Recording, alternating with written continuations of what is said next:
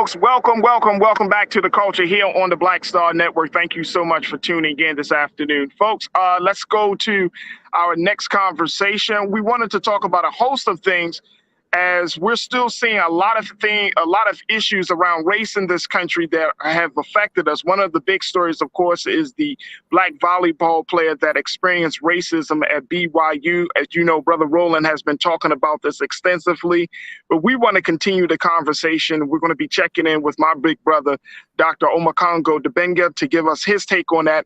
Also, let's talk a little bit about what's going on with the president and his response to MAGA and what he warns for the Republican Party. And then, Doc, I know you got a book coming out talking about lies about black people, brother. My big brother here is back with us once again. Dr. Omakongo, thank you so much, dear brother, for your time this afternoon. How you feeling? Oh, I'm great, man. I'm on campus today. Just started teaching this week, first semester. Are back at American University. So I'm in my office today and the students are great and I'm talking to you. So everything is good. I hear that. Well, I'm in my office right now, Doc. I had to get some fresh air. You feel me? I'm jealous. Oh, man. It's nice. Yes, sir. All right. So let's first talk about this situation we saw with this volleyball player, because our sister has been going through it, bringing it up, and it kind of opened up Pandora's box at BYU about this whole race issue. Yep. What can be said? I know, like I said, Brother Roland's been talking extensively about this. You know, as we look at this situation of this young black woman being called the N-word, being disrespected, and then hearing other stories from other players saying that they experienced the same thing, right? What does that say to us from about black college students, black athletes on white campuses? What do we make of this, Doc? Well, first of all, when you think about Rachel and Rachel Richardson and what happened to her, it was tragic. When we spoke with her father on Monday evening on the Monday night panel of Roland Martin, where you can always catch a brother. I'm just saying. Oh, absolutely. Go ahead, plug it, bro. Plug it. We all one family here. Myself, Dr. Julian Malvo, Monday night panel. Right. We get it in, man. As Representative Renita Shannon, it's an incredible night. But, her father said that, he was actually watching the game when all of this was happening, and he couldn't see any of that going on. He just saw his daughter out there with all of her poise and all of her grace, getting out there and completely crushing it in what she was doing. And he applauded her for that, and we applaud her for that. What black students need to realize, a few weeks ago, we lost a great athlete and activist and human being, Bill Russell. And people need to realize that this is not the 50s and it is not the 60s. Back then, there are things that many black players had to endure in the work that they did, and they fought it with their own version of activism. Some still got on the court and played. We understand that. But nowadays, black students need to understand that this whole country has your back. So first of all, let's be clear. BYU failed those students on every level, in every way, shape, or form.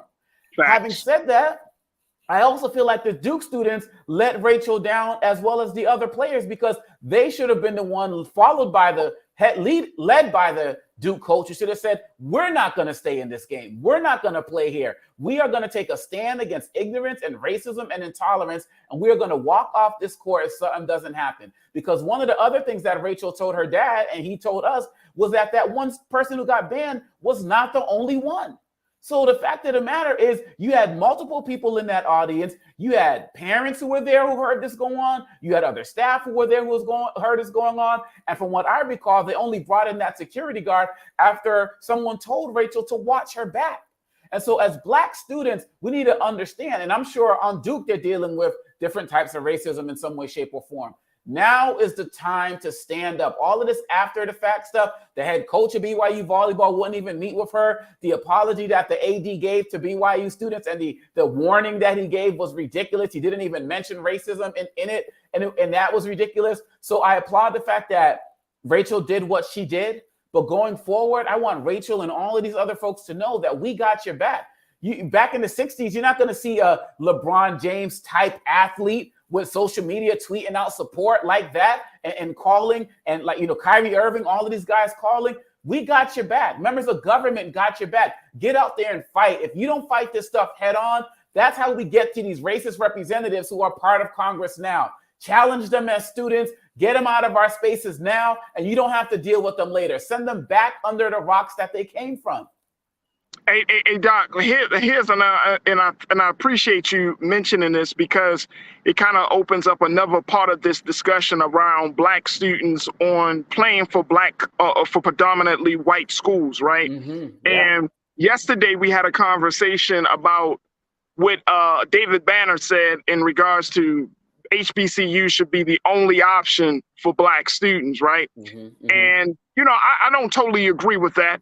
But one of the things that he, came up in the course of that part of the conversation was that, you don't get to Black students, Black athletes wouldn't experience a level of racism at an HBCU that they were at a PWI.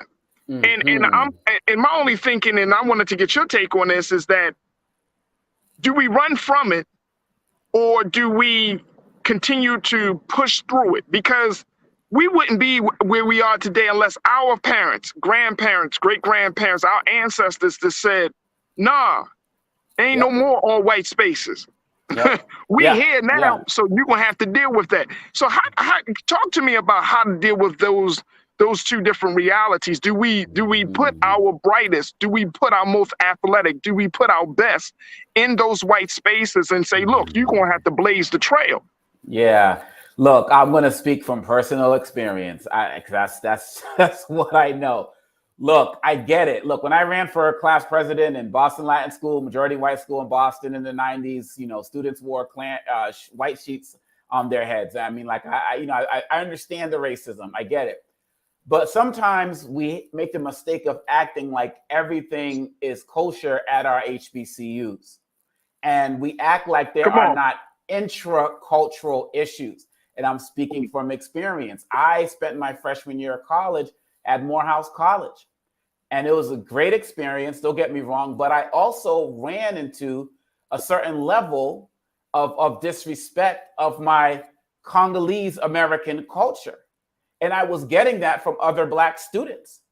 And when I went to the administration and was talking to them about the need for more things relating to studying current cultural things going on the continent and stuff, I was pointed to the library to read books by Cheikh Anta Diop that were written 40, 30 years ago.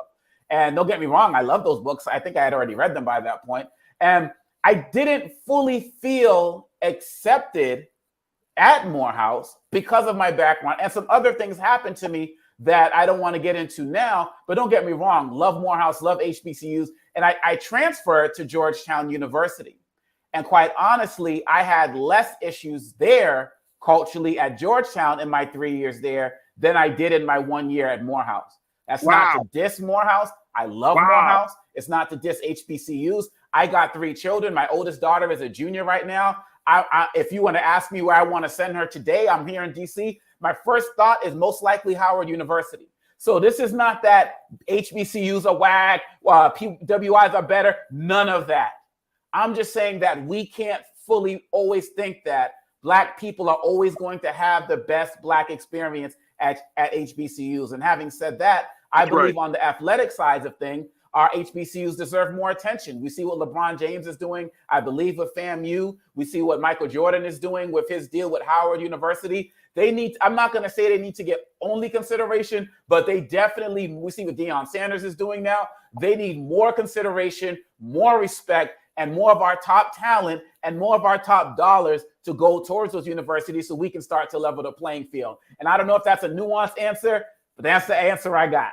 Hey, man, that's your answer because that's your experience. So that's the answer we'll get. We'll accept that. Yes, sir. I understand. I understand, brother. And hey, Doc, if you were part of the conversation yesterday, bro, I get that. Yeah, I get that. And that was some part of my sentiment that, one, I believe that if you're 18, 19 years old and you're given choices, considering money, considering cultural impact, where you are in your cultural growth and development, considering a lot of different factors, HBCUs don't always come out on top in terms of your options, right?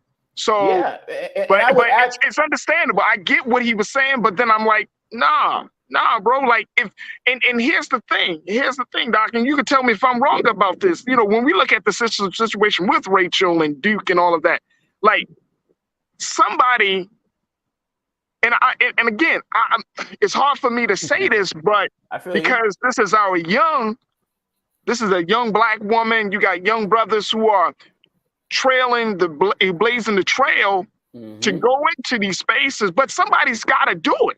Yep. Yeah, I'm with You it. know what I'm saying? Like Absolutely. if somebody has to do it. Like we can't operate. There shouldn't be an all-white space in America. I feel you. Yeah, we have to do it, and we come from a history of trailblazers. Period. But I'm sitting here from American University. I went to Georgetown University. I studied at Harvard, Princeton. All of those places wouldn't have been possible if MIT, all of these places, if other people didn't blaze the trail. And so I don't think in 2022 Black people have all of a sudden earned the right to not be trailblazers. There are still, like you said, trails to blaze, and we got to fight for better representation. We got to, I don't know what the BYU volleyball team looks like. My daughter, 9th grade, just entered, just joined the volleyball team at her school. Maybe she'll end up at BYU one day and do volleyball there and fight it and be in activism, or maybe we'll keep fighting hard enough so by the time she gets there, it's not a problem. All I'm saying is that wherever we're going to go, we're going to experience trials and tribulations. And I also am mindful of the fact that if you don't deal with the ignorance and racism in those spaces, it's just a matter of time before they come for you in the spaces that you're in. Look at all the things we're dealing with at Howard University as relates to the bomb threats. Just last week, another one, students leaving campus. So it's not like if you go to Howard or FAMU or any, you're going to be just all by yourself in some type of bubble. They're coming for you wherever you are. So you got to fight them there. And we got to be in our Black spaces where we can organize and work together to become stronger in those larger fights we have to have. It's not either or, it's both and. That's facts. All right, let me take a couple of comments from our online culture crew really quickly before we take our next pause. My man, Brother King Lee, good to hear from you, sir. Checking in all the way from Germany as always. Nice. King, you said if I was a Duke volleyball player, I would have walked off the court. That's if you had the hey King, that's if you had the testicular fortitude, sir. And I said it, man. I think that, Rachel and others, I understand her, I respect her comment and why she decided not to, but I felt like she should have walked off the court and, and I feel like the other players would have followed suit. Again, this isn't a critique of her at all. She was poised. She was an upstander. She did her best in that situation. All love and respect and support. But going forward, these other teams and stuff, if it happens again, walk off that court. And if the players who don't, look, I believe that silence is compliance. There is no middle ground. If she walked off the court and her other teammates stayed there, there is just as much as part of the problem as those guys who are heckling her. That's where we have to be nowadays.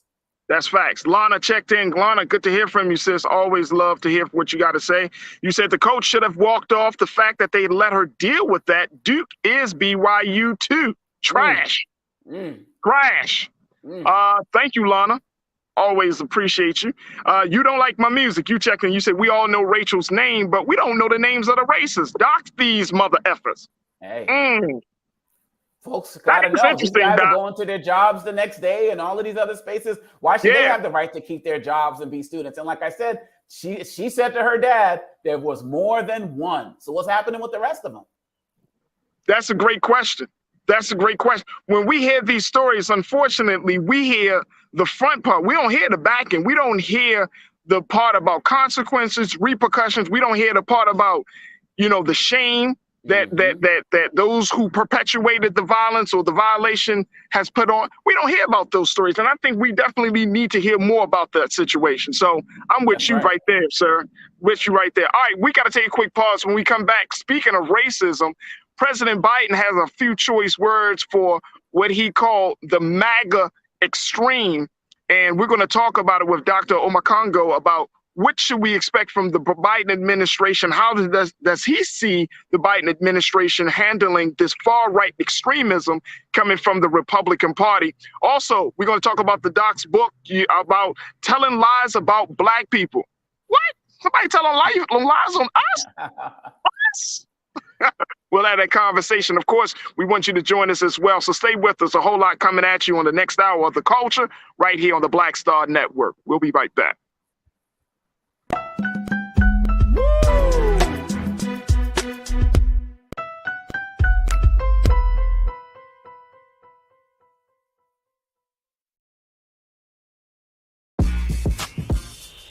When we invest in ourselves, our glow, our vision, our vibe, we all shine.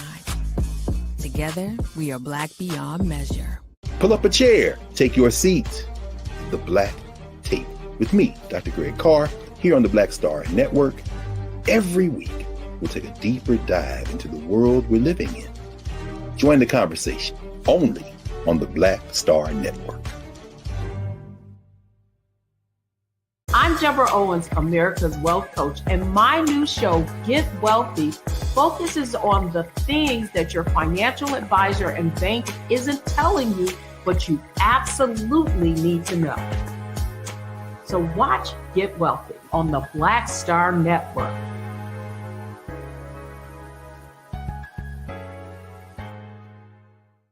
Hi, I'm Dr. Jackie Hood Martin, and I have a question for you. Ever feel as if your life is teetering and the weight and pressure of the world is consistently on your shoulders? Well, let me tell you, living a balanced life isn't easy. Join me each Tuesday on Black Star Network for A Balanced Life with Dr. Jackie.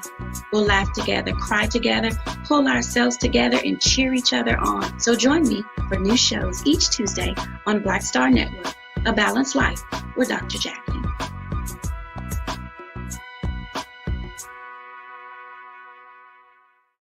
When we invest in ourselves, we all shine. Together, we are black beyond measure.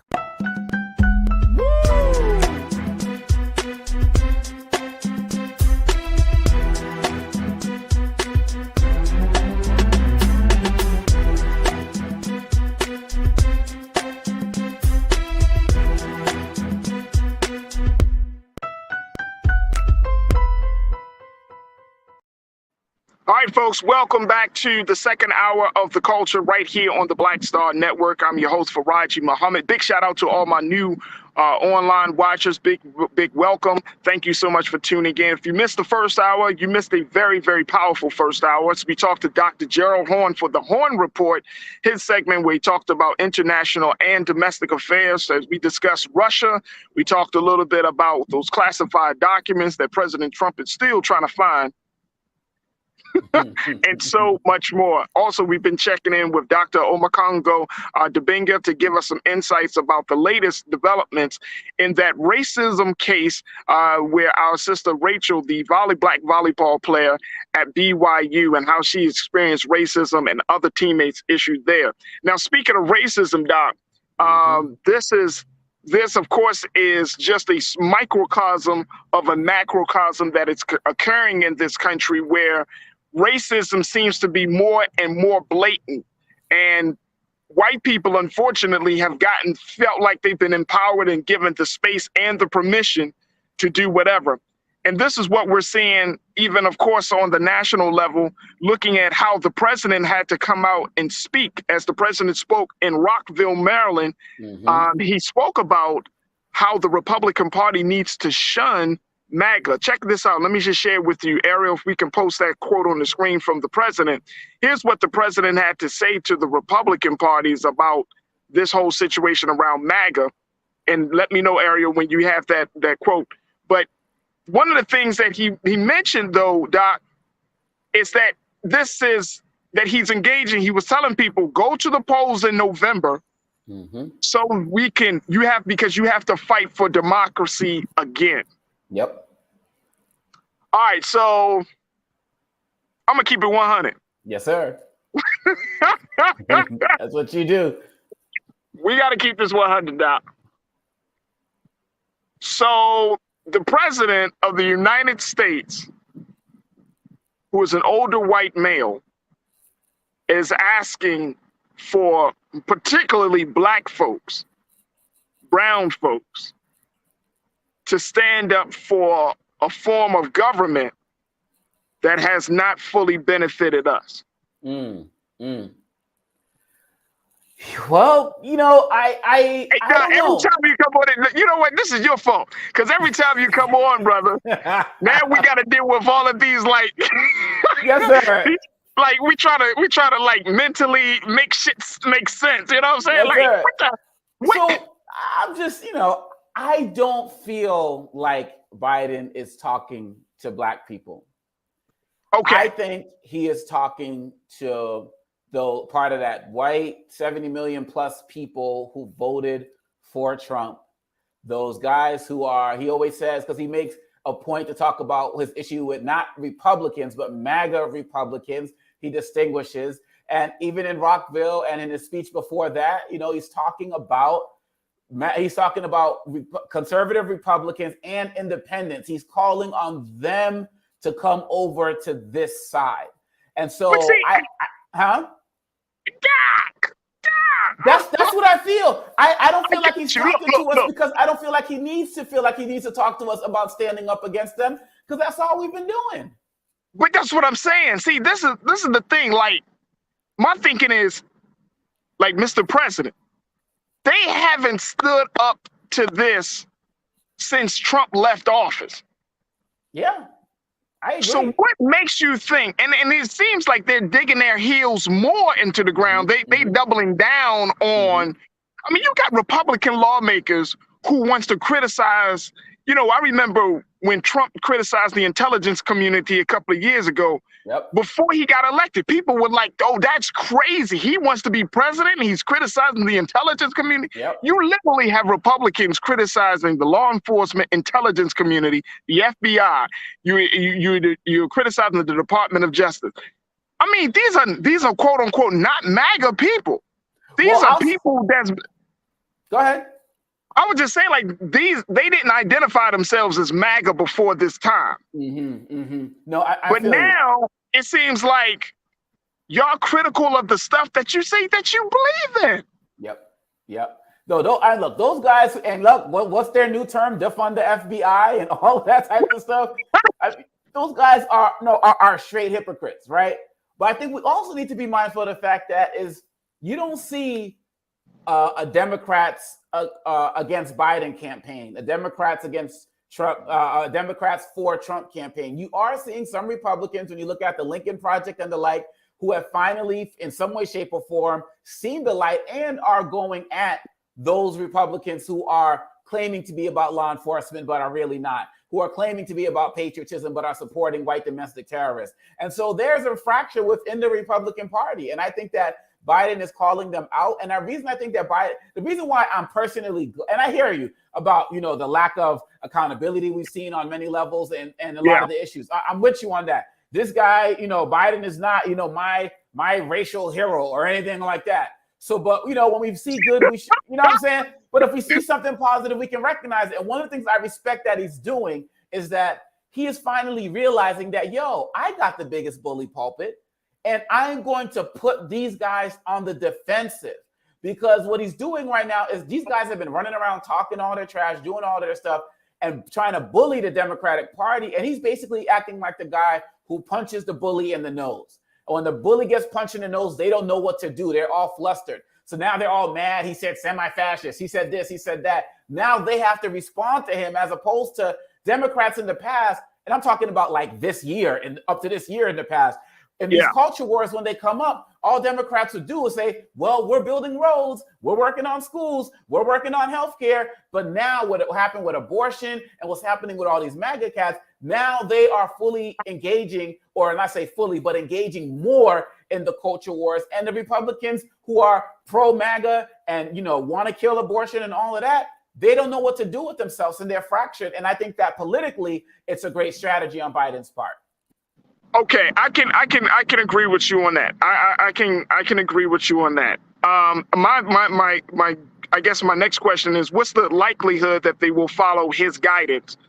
Now, even though I shared this in the last segment with Dr. Gerald Horn, when I'm reading that now Republicans are at a crossroads because they're seeing that the legal woes of Donald Trump continue to mount, and they're like, this guy here. You know what I'm saying? Like, bro, we've been riding with you through some storms, but now you in with these documents and all of this other stuff. They believe that this will be a real liability for any type of significant win in the November midterm. So, if you're in the leadership of the Republican Party, how should you move? Because now you've embraced Trumpism, you've embraced Trump, you've allowed some of your top advocates of the party to be in that space. But now that you're seeing all of this shit show happening, now you got to ask yourself, like, okay, how do we distance ourselves without isolating or alienating anybody else, or possibly putting our lives back in jeopardy because his supporters are going to be angry. Yeah. Oh, absolutely. What you're seeing is a lot of Republicans now, they're kind of taking the Ron DeSantis approach, where, Ron DeSantis in Florida is basically taking on all of Trump's policies without the legal issues. And so you never hear him, even though he talked a little bit about the FBI search and how that was all of this and all of that. Outside of that, he doesn't mention Trump. He doesn't speak about him. He doesn't, tweet out about him or anything like that. And many other Republicans are starting to do that. You also see the guy in Arizona who's trying to unseat Mark Kelly. He's been very anti-abortion, but what he's been doing now is he's been trying to scrape all of his anti-abortion policies that off of his website because people are calling him out on it, and he's seeing how Republicans are losing in all of these other special elections. The only choice that Republicans have who have been pro-Trump all of this time between now and November is to not mention his name. Other than that, they are too tied because they know if they speak out against him,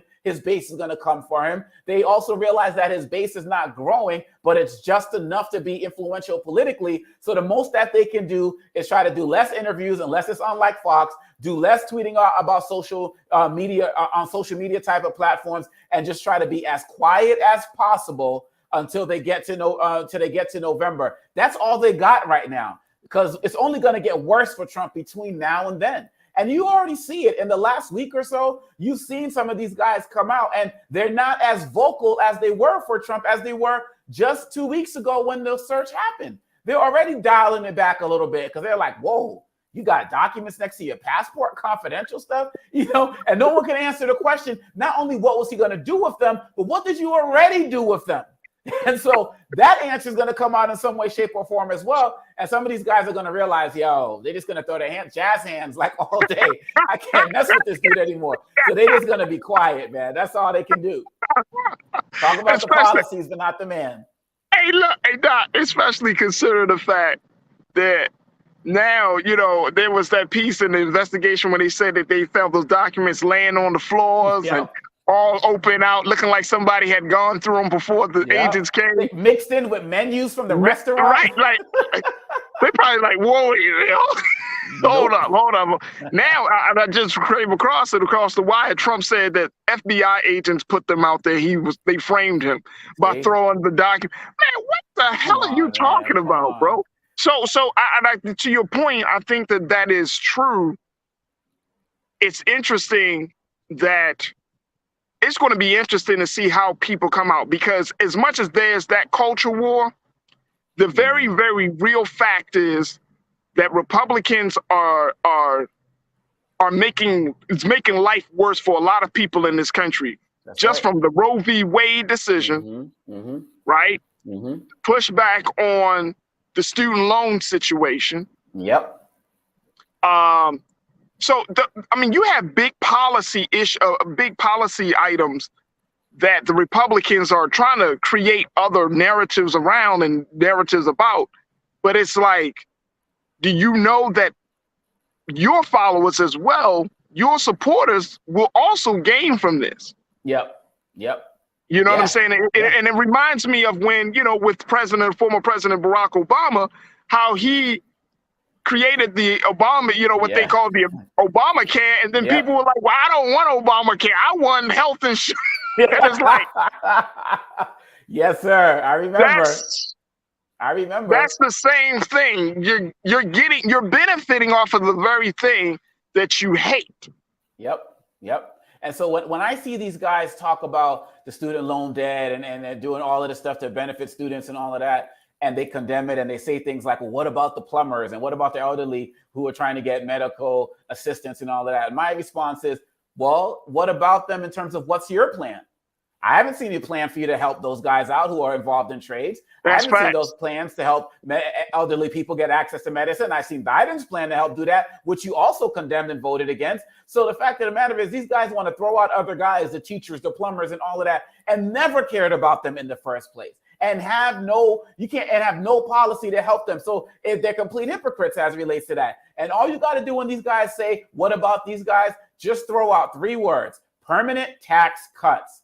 The wealthy got permanent tax cuts, and the rest of us got none of that. So these guys are complete hypocrites. But at the end of the day, these guys who are supporting people like Ted Cruz, but don't have Ted Cruz money and live in these impoverished areas and they're white, this is really all about the preservation of whiteness, in my opinion. And part of the preservation of whiteness is you can't let other groups get an opportunity to get ahead of you or be equal to you in any way, shape, or form. So if you look at the possibility of Black and brown people getting student loan forgiveness, even if you might get it yourself, you'll be against it because they might get ahead as well. This was part of the whole Southern strategy. You see Black and brown people getting access to healthcare, you might be against it even though you've never had it because you don't want them to get ahead. That's what Trump came in on. He literally said, this is your last chance to get out here and save the culture by voting me in 2016. And so many people will forego their own best interest in order to make sure that nobody else gets ahead, even though, just like with affirmative action, it benefited white women more than anybody, but people are still against it because they look at it as something that helped Black people more than anybody else. And that is where they get over on coming at things like student loans, Biden's infrastructure plan. Look what's going on in Kentucky right now. Yes, Jackson is a majority Black, but there are white people there as well. And we know there are other parts of Mississippi that got water issues as well. So when you let racism persist, white folks, it's just a matter of time before it comes to you as well. How much are you willing to suffer to preserve whiteness just to not let other Black and brown people get ahead? How much are you willing to suffer and die, not be able to drink the water, have good health care, go to good schools? How long are you willing to do that? Absolutely, absolutely. Let's take some comments from our online culture crew, and folks got some good things to say. And folks, I appreciate y'all for checking in. First and foremost, let's go to Truth is Power. You brought the question. You said the question that I keep asking people is, if we're not going to vote for Joe Biden, then who is the other choices you have? Because I'm surely not voting for any Republican. Yep. It's like Obama said when he was running. I'm feeling. It's like Obama said, when Obama was running, he said, don't compare me to the almighty, compare me to the alternative. That's it. He's a smart guy. That's a great way of saying it. That's a great way of saying it. But now that we're looking at, because we've been talking about 2024, and we know that because of how time is flying now, that's just around the corner. Yeah. But I really am concerned in asking the question, well, who should folks kind of get prepared to see and hear from? Do you got any thoughts on that? Like if it's, and even though the president is saying, yes, he's going to run again, yes, and a lot of people saying, please don't, don't. We don't want to see a rematch. Yeah. And we don't think that you are up for the job. You 80-something years, you'll be 82. Sir, don't. Who do you see on the horizon, Doc? Well, the person I see on the horizon immediately is definitely, Vice President Kamala Harris. She's in that role, and that's put her in a position to do that, and she'll definitely have my support. Real quick, you brought her up. I'm gonna bring her up because somebody brought it up. Conscious Thought said, "Has anyone noticed that relative silence regarding Vice President Kamala Harris?" That's her job. The vice president can't get in front of the president. They can't do that. They can be the attack person and get out there and do that, but they can't contradict him. But look, I'm gonna be very honest. We talk about, this is the culture, right? It's in our culture to respect our elders, right? And I don't see any Republicans talking about Trump, who's like 2 years younger than Biden, saying that he's too old.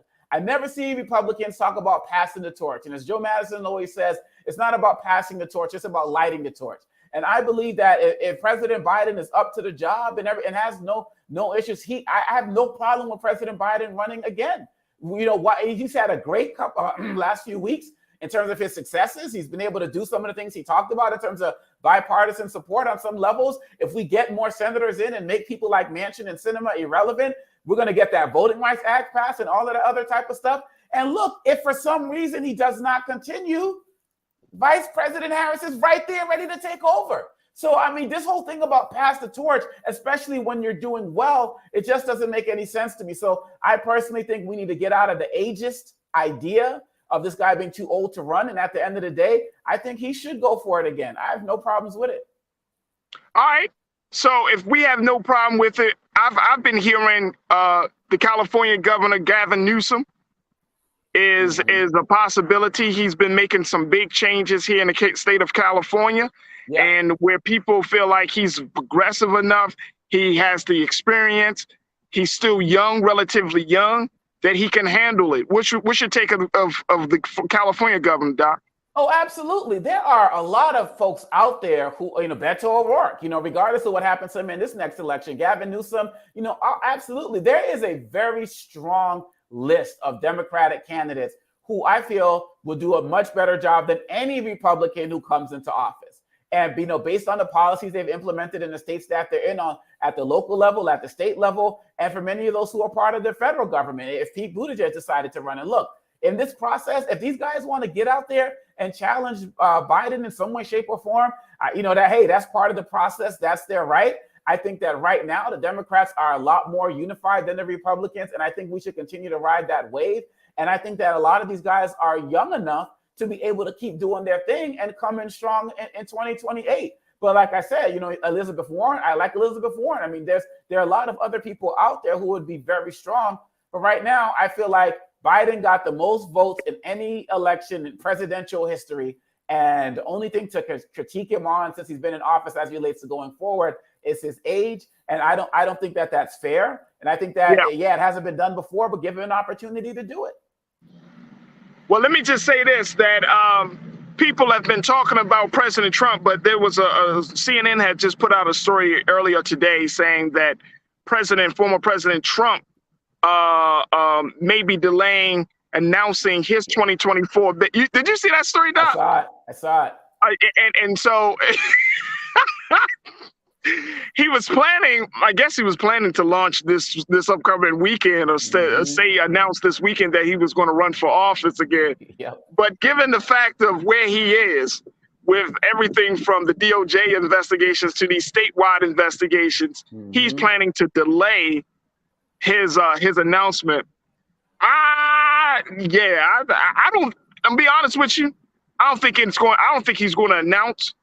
I think he's going to try to be behind the scenes and play kingmaker.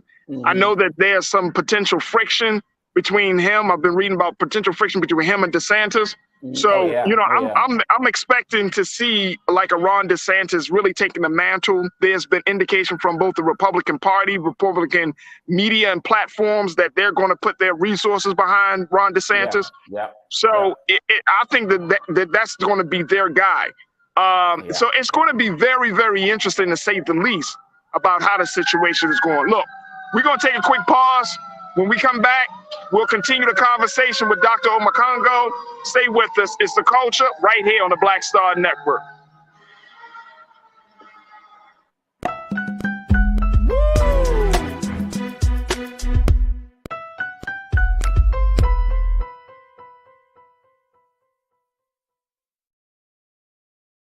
I'm Deborah Owens, America's Wealth Coach, and my new show, Get Wealthy, focuses on the things that your financial advisor and bank isn't telling you, but you absolutely need to know. So watch Get Wealthy on the Black Star Network.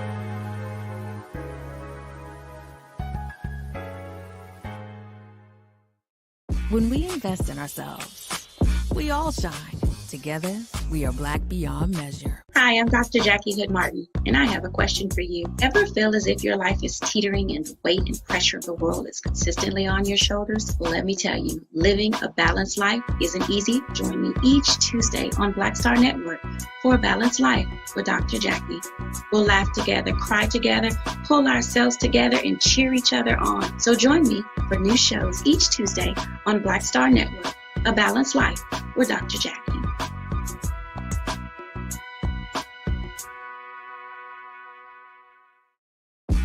When we invest in ourselves, we're investing in what's next for all of us. Growing, creating, making moves that move us all forward. Together, we are Black beyond measure. Pull up a chair, take your seat.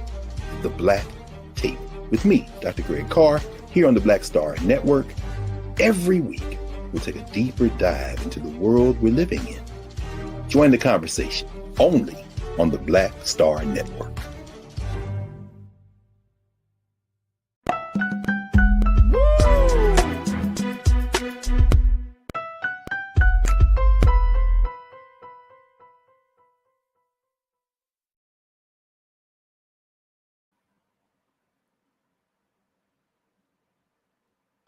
All right, folks, welcome back to The Culture here on the Black Star Network. Yes.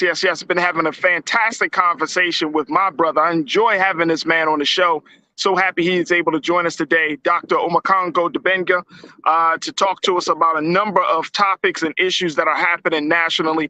And of course, I appreciate each and every one of you for checking in as part of our online culture crew to share your thoughts about these issues as well. All right, Doc, one of the final things that we wanted to discuss is your book. Yes. You always trying to be excellent, Doc, and this is the problem I have with you. Hey, you know, I'm just trying to be part of the culture. That's part of the culture is excellence, right? Lies about Black people. There it is, folks. Let's talk about this. This is a powerful piece that you're putting out about that. First and foremost, give a summary of what this book is about. What does it entail? And then most importantly, you know, what inspired you to write it? Well, first of all, I want to thank you because this is the first time anywhere exclusive that anyone has actually seen the cover. So thank you for putting that out to the world to see. I appreciate you. Oh man, it just feels great to see. Wait a minute, hold on. We got King Keenan, Ariel. We got to put that cover right back out there because that's the new right here, folks. That's right. Never seen anywhere else. I appreciate Look at that. it. That got to be a woman. Is that a woman? I'm not gonna say. That may not be a woman. Now look at it. Now you got me feeling all crazy. As you see at the bottom, it has the foreword by Dr. Michael Eric Dyson as well, which I'm very excited about. And you know, this book, we're calling it Lies About Black People and combating racist stereotypes, because at the end of the day, we have to understand that so much of what we are taught about Black people, and I'm also talking about Black people, but just across America in general, has been based on a lie. And if we really want to talk about being anti-racist and pro-equity, we really have to combat the lies. And when I was doing this book, I was asking people different questions about things they learned growing up about Black people. People told me different things, and I got this from people of all backgrounds. I was told that Black people can't swim. I was told that Black people are dirty. I was told that Black people are all criminals, that Black people are not academically as smart as white people. And these type of lies, we think that they're little things that we're told growing up, but we don't understand that as a society, we've based entire policy on them. These lies that Black people are not good with money, or these lies that Black people are dirty, led to policies that meant that Black people couldn't live in certain neighborhoods across the country. This idea that Black people are not academically smart led us to not being able to go to universities. This idea that Black people are not going to be as loyal to this country as soldiers led to us not being able to get the same type of benefits coming out of World War II when the GI Bill came out. Every policy that has existed in this country against Black people has been based on a lie. And so what I'm doing in this book is I'm exposing those lies, what they have looked like historically, how they manifest themselves today, and then I'm providing solutions on what readers can do of all backgrounds to challenge those lies in the spaces and places that they occupy. So first and foremost, congratulations on putting this work out there, because I think it's important to get to the root of the culture that we all embrace, because so many of these lies have actually contributed to how we see ourselves, right? That's right. And we kind of embraced these lies to the point that we start to believe them. Absolutely. And I want to kind of get your take. Was there a particular event or a moment that made you say, you know what? we need to really start to disrupt and uproot some of these myths and these fantasies about Black people, some of these lies. Was there something like that, or was it just something that's been on your mind for a while? The general thing that forced me to really need to do this is my students. You know, I talk to students all across the country, you know, and of course I do work in corporations and other environments as a speaker, diversity, equity, and inclusion expert as well. I do that, but when I see the young people, whether I'm going to talk to kids from kindergarten to 12th grade or students I teach on the college level every year, and I look at the amount of knowledge that they don't have, not only about history in general, but particularly Black history, I get concerned about what's going to happen when we're all gone. And then on top of that, not only do they not have the history, they have the wrong history about what's going on with our history and our culture. And so I'm writing this as a way, and it's coming out under Prometheus Books in the spring of 2023, as a way to start to get these young people more hooked on. So for example, I had a student once who was a senior who was in college, who's studying constitutional law, who didn't know about the 13th Amendment and how you could still be in prison how you could still be enslaved if you were in prison. What? How do you go through studying the Constitution and you don't really pick up on that part? That's not her fault. It's the teachers who were in front of her, right? Or where we see stories about Black inventions. I tell my kids now that I'm at the point where I've learned so much about Black inventions that now when I see things, I think first that it was invented by a Black person. But growing up, we would think that Black person was the last person to invent these things. So, and when we do those things, we completely don't understand how integral Black people have been to this culture. And like Malcolm X said, if you think of people never did anything, you're going to think they can never do anything. And so I want to expose those lives so that future generations can know of all backgrounds, especially Black people, that we have built this country, and even the low self-esteem that many of us have has been a result of the television, the media, the stuff that has been put in our heads to make us feel inferior, which has also been part of the lie. And this book is about combating those stereotypes. Hey, Doc, and let me tell you, brother, how important this situation really is. Let me just say, because it feels like in no other part of our history are we more exposed now to lies about our contributions to this country, to lies about who we are. I mean, because you are absolutely right. Of course, we all, and I'm saying we in terms of if you're old enough, you know, you maybe not in the past 20 years, maybe in the past 25, 30 years. 30 years ago, man, you know, I grew up in the 80s. Yep. Me too. Man, nothing good about Black people. Yep. Yep. You know what I'm saying? The Cosby Show. Right, the Cosby Show. Right. You know what I'm saying? And I mean, look, you know, that still has more weight than what we're experiencing now.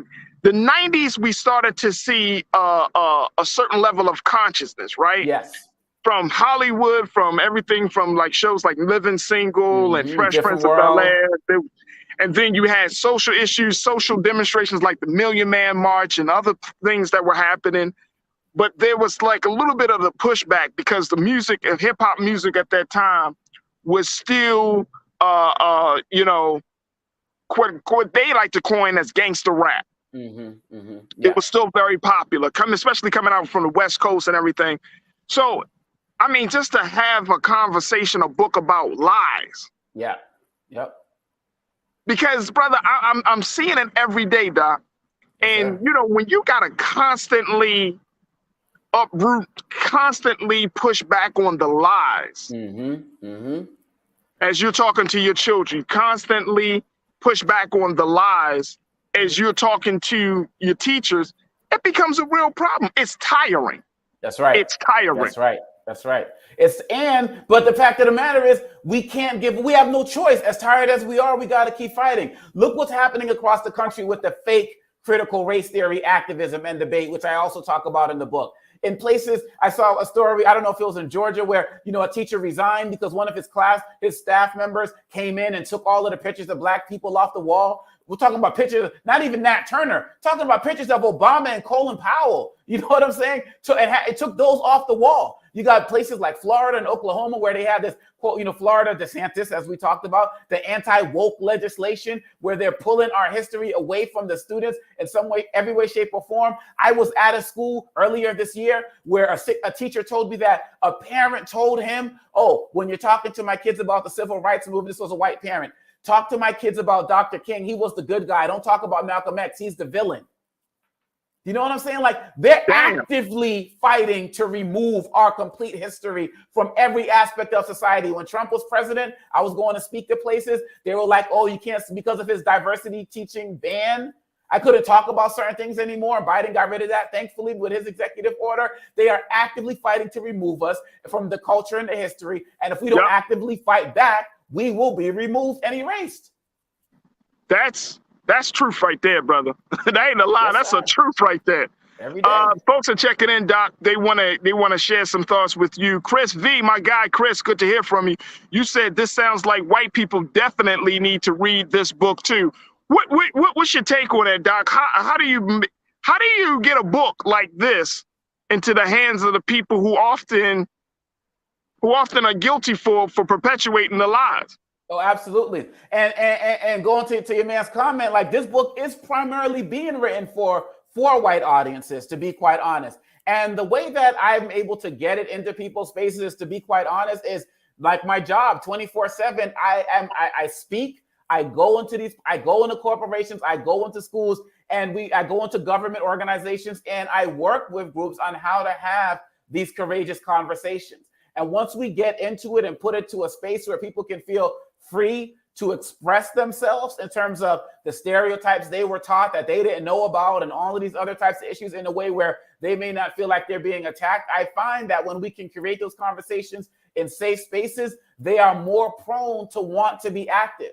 And of course, we don't get everybody, but in the schools I've seen it, the curricula changes that have happened through this work, in the corporate spaces and some of the things that have happened through the work that I'm doing with them, I believe that there are more white people who are interested in having this conversation and making the change, and some who have already been engaged. Look at the Jane Elliott's and the Tim Wises of the world who have been doing this work for years as well. Yeah. I believe that there are more Tim Wise and Jane Elliott type people than there are Ron DeSantis and Trump people, but they just don't have the knowledge to be able to go forward and fight the fight. And this book is going to arm them in doing that. No, that's awesome. That's awesome. And I, you know what? I agree with you as well. I think that there is a waking up among white people that just as much as there is among black people. Jawan Yvette, Jawan, thank you so much. Always good to hear from you. Thank you for your followship of me on social media. You say definitely adding this to my reading list. Sounds like you got a new reader, Doc. Awesome. So big shout out for her. Janae, you said thank you for telling the lies that people believe. We are so much better than what they think of us. Kudos to debunking the myths, the lies, the folk tales. We have to.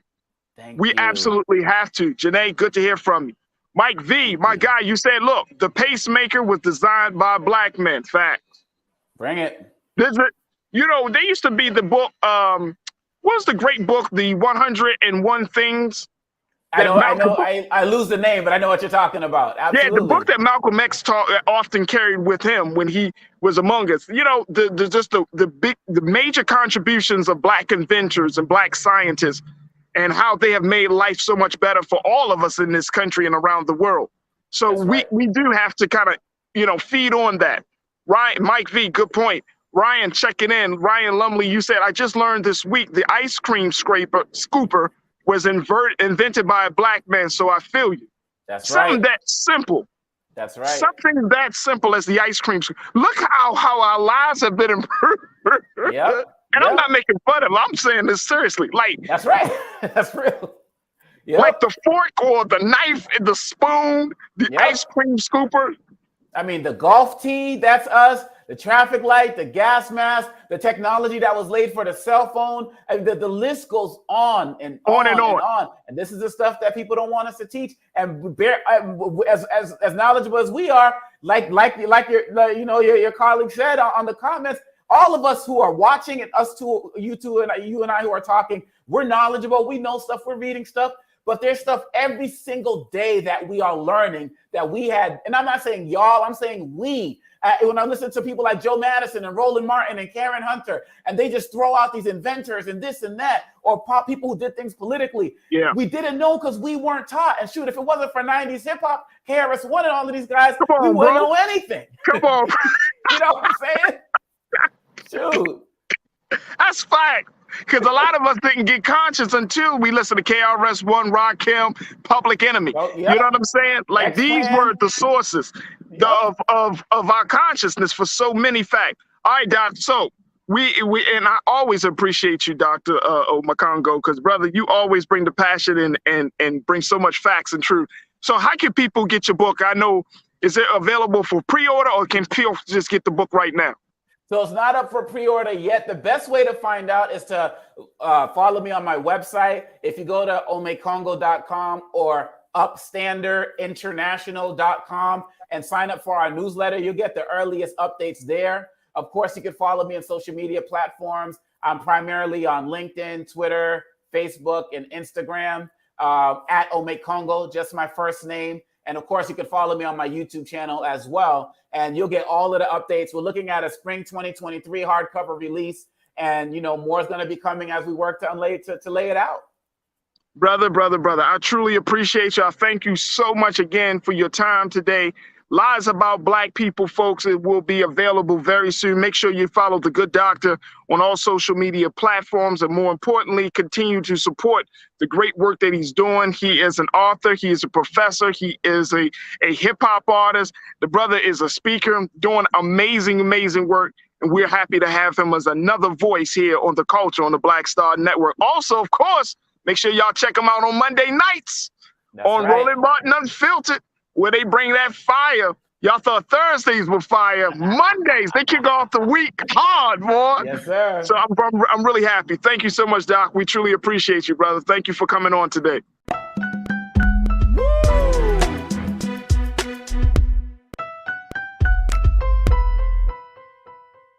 Can you believe the nerve of these Republicans? They only want to block progress for our community. They talk about cutting Medicare and Social Security. They played politics with veterans' health care. They voted against the George Floyd Justice and Policing Act and funding for our HBCUs, and against lowering prescription drug costs for our seniors.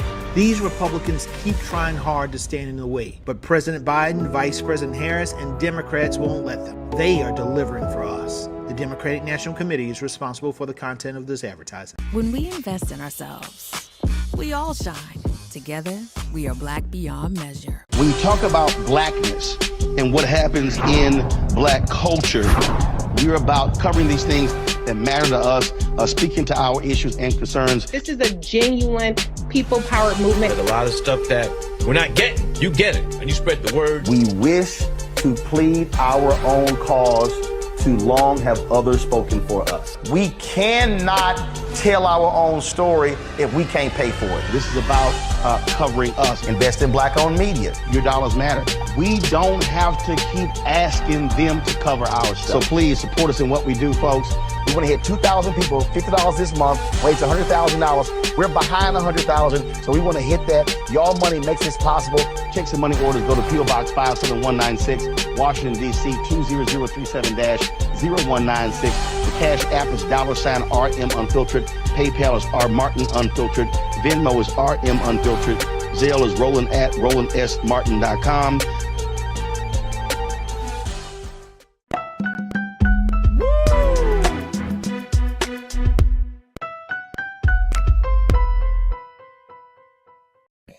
All right, folks, welcome to The Culture here on the Black Star Network. We wanted to switch gears because there was a major decision that was made about college athletes and their ability to gain benefit from their likeness and their imagery.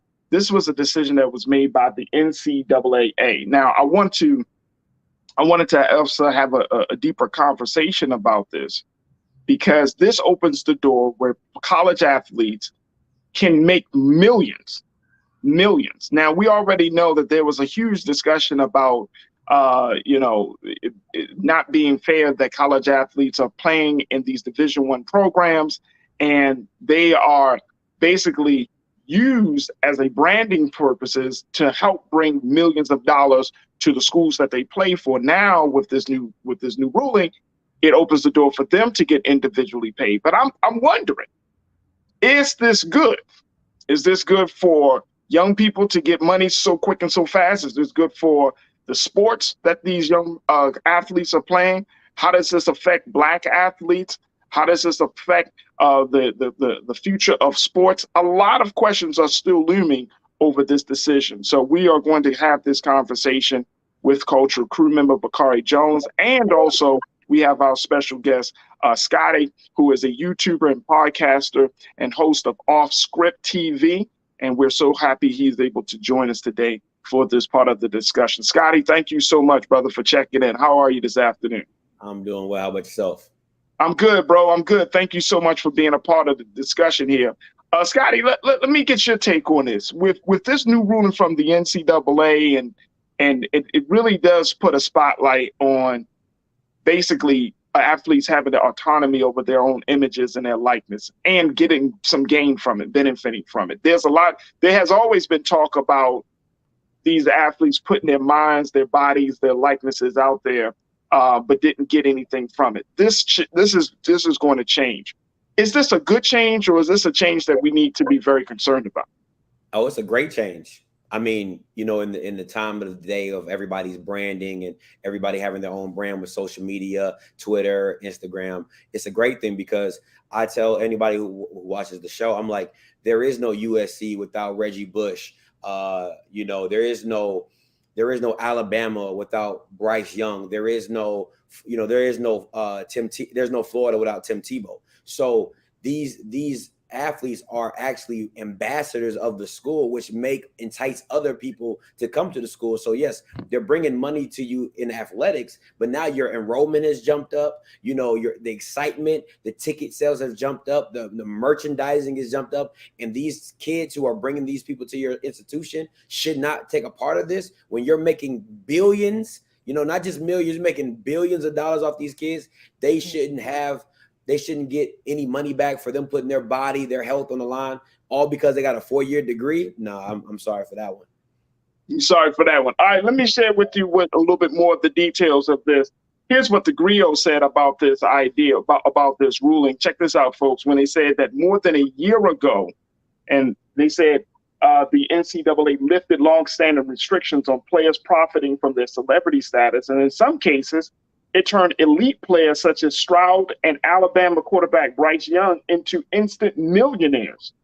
But the financial benefits for some athletes are being weighed against the possibility that such deals will divide locker rooms, create tension within programs, produce an uneven playing field across college athletics, and overwhelm students stretched for time.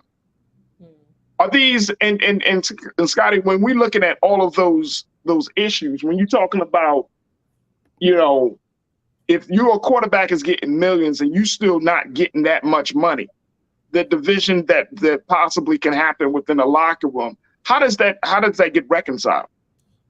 If you've been in a locker room, the division comes where you get a player like why is he getting paid? Like, that's the division. When you see a guy that is not good, you're like, how is he making that much money?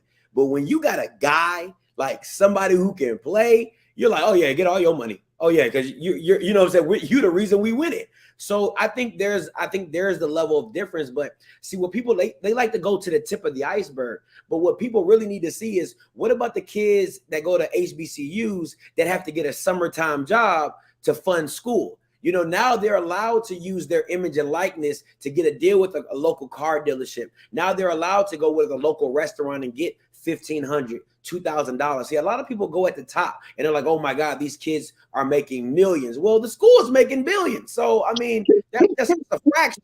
But when you start disseminating it down and you go to different lower levels, these NIL deals are actually helping kids pay for their school, maybe give money back to their family, just little things, car payments. So it's those players that really benefit to allow to go shop their likeness and get what their worth is. Do you think it's a slippery slope though? You know what I'm saying? Like, if you got college millionaires pretty much, right? Walking around on campus. I mean, if everybody knows, I mean, that you bringing in money, like in the article in the Griot, they talked about, I think it was Stroud. Stroud is driving around in like different cars every week. You know what I mean? He flashy as hell. You know what I'm saying? Like, and for grown men, we just like, oh boy, that's this young boy ego, right? But if you're a young man on college where you don't have, you know, it opens up the door for some level of hatred. You know, you start to feel like, damn, man, like, yo, coming to class, he playing football, I'm studying my ass off, my parents ain't got, you know what I mean? I may not be football player. I might be majoring in chemistry. I might be majoring in something else. Like, does it create do more harm than good culturally for Black students in particular? Listen, man, come on, bro. Let's be real. It's the Black Star Network, right? So let's keep it 100 with me, right? Black people hate on other blacks for Jordans. Like, I've seen people hate for less. So I'm from Maryland. You get a nice North Face or a Spider jacket, Bama's hating. You know what I'm saying? So let's not act like it don't take millions for somebody to hate. It just has to have hatred in their heart because they envy what you have. So it could be that you got a good job. You could get, you know, somebody could come for you and say, yo, we want you on ESPN, Muhammad, and you and there's somebody hating on you. You know what I'm saying? You ain't making, you know, millions, but you know, you're making pretty good money. It don't take the hate on anybody. So to just keep isolated on the hatred issue, it doesn't take much. For me, it's like, you're going to have the onesies and twosies that make millions, you know what I'm saying? But think about college athletes as a whole. See, people like to isolate in small incidences, like, oh, yeah, this kid's making $1 million.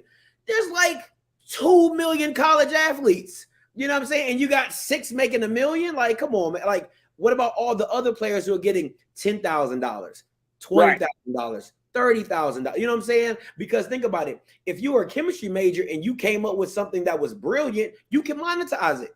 If you were a kid in college and you created a invention while you're in college, you can monetize it. Facebook started in his dorm room, made it to a multi-billion-dollar. He monetized, like, so. Just because I'm not, that's not my lane. I'm not like, you know, I'm not making gadgets or IT or apps. This is my gift. God has given me this gift to play football. Somebody sees the value in it. It makes the school money. It's making me money. So I really don't see anything. I hear you. Bakari, I want to bring you into the discussion. What's your take on this?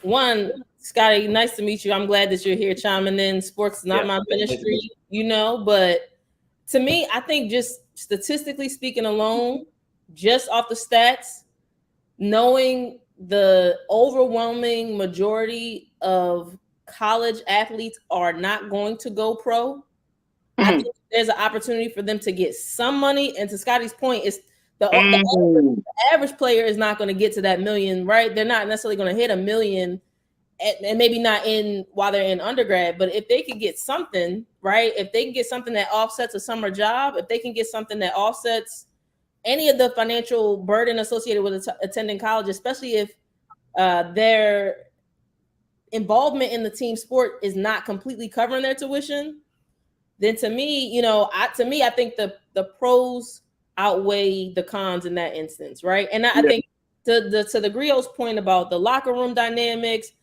you know, I feel like that, I don't know how that would really be any different in the you know, professional leagues. Like, I don't know how that would be anything different, right? It's going to be based on the agent. It's going to be based on your individual performance. So that's fair. I can understand like the way that could impact a team dynamic and camaraderie, but I think the hope would be that, and maybe, I don't know, maybe that's too capitalistic of a perspective, but I think the hope would be that if you see a team member who is performing at this level and has been incentivized as a result of performing at that level, hopefully it makes you want to, you know, perform at that same level as well. Right. And I mean, I get that point. I definitely, and I think that you made 2 solid points, Bakari. I think one is, you know, it when you're talking about this is the culture you're going to have to go to if you decide to pursue sports on, you know, on a professional level, right? Once you get out of school. So you will have to deal with that. That you might be standing next to a dude that has $230 million coming to him while you get while you get 20 or 30, right? Right. But then I think to the other part of it is, my concern is that how do we make sure that these students, these young brothers, these young sisters in particular, that they handle themselves? Because a lot of these students don't come from money, especially when you're talking about Black players, right? They don't come from money. And does this, by them saying, okay, we're going to give college students money for playing, does this create a culture within the next generation of young Black athletes like, yo, I'm going to go to school to get to college so I can get money. Yeah. And the goal is only money, not necessarily to go to school because of academics. And I'm just throwing it out there, Scotty. I'm just throwing it out there. I mean, people go to college to get money. Let's call it a buck. Wait a minute, Scotty. People go to college to lose money. Yeah, they call it an investment on themselves. You know what I'm saying? So the lawyers, the doctors, they're investing in themselves to later down the line recoup all my money back. You know what I'm saying? But I agree with Bakari. It's no different if I walked into a job place, you know what I'm saying, and me and this person are in the same position, but I find out you're making more than me. That's why, job places don't want you to talk about your salary. So people like to think about athletics outside of a professional workplace, but to me, I look at it the same thing. You know what I'm saying? You wouldn't want, I think you got to I think what's going to start coming down the pipe and what's going to make everybody competitive is the Big Ten. They just signed a 7-year, $7 billion deal, but their incentivizing is that we want everybody to get paid. So if you're a scholarship athlete, you hit a minimum standard. So it could be $15,000. So if you're on scholarship, you automatically get an NIL from the Big Ten of $15K. And then based off your individual performance, then it incentivizes you even more. So, I mean, that's a play. I mean, because these conferences are making millions off these athletes, and people don't understand, okay, if I play college football for 3 years and I blow my knee out or I bust my shoulder up, and I have permanent damage, what that degree is not going to give me insurance. That degree is not going to pay for my health care. So it's overall, it's the overall arcing of the whole problem. Absolutely. All right, let's go to some of our watchers. Our online culture crew folks are checking in. Nisa, 1971. Nisa, what's happening, sis? You say, look, I can see how it could become problematic if they waste the money on frivolous things, but they deserve to be compensated for their talent. Too long, the schools have made money on the backs of Black people. Facts. I can see that. Yeah, it's keeping the egos intact. My other concern on that too, Nisa and Scotty and Bakari, is making sure, along with this change, Scotty, have you heard about any financial literacy courses that these students will be able to get? Will they be empowered on how to handle that money if they're eligible for it? I think for the Power 5 and the high-level FBS programs, I think they're going to automatically walk into that lane of financial literacy. Because, listen, at the end of the day, you don't want that to fall back on the institution. Well, we gave this kid $2 million, and now he's on the side of a bridge. You don't want that to fall back on your institution. So you're going to do your due diligence. What happens is the limited resource institutions, and we already know what I'm talking about, the HBCU community and the lower level institutions who don't have the resources to be like, oh, we're going to give you, 3 financial literacy courses or send you to class and those things. So now you're dealing with kids who have a rush of money. I remember when I joined the military, they gave me a $10,000 bonus. I was like 20 years old. I thought I was balling. You know what I'm saying? So it's those type of influxes of money that you're just like, oh man, this is a lot of money. But it didn't matter. To me, it didn't matter if you went to Google and Google gave you a signing bonus of $6,000. It's gonna be 22 and 23-year-olds that blow through that. You know what I'm saying? Right. So the financial literacy of it, I think, is what's going to have to be the standard put in place of NIL deals, understanding that you have to pay taxes, understanding, what tax bracket you fall into now because you make such and such amount of money and things like that, that you lose financial aid because of the money you're making. All those processes go into place. Absolutely. Absolutely. Good point. Brother King Lee, my guy, you said, look, I think it's good because it is good for college athletes to get paid because it will help with increasing generational wealth for our Black athletes. Come on, that's a bar. I can see that. And that's why I brought up the financial literacy piece. Like the generational wealth, there could be great benefits in that, Bakari, that you know, if you're getting $2-3 million as a college student, as a college athlete, then you are actually speeding up the process it takes to bridge that gap. Mm-hmm. Absolutely. But I think to Scotty's point, it's no different if you decide to go to law school or medical school, right?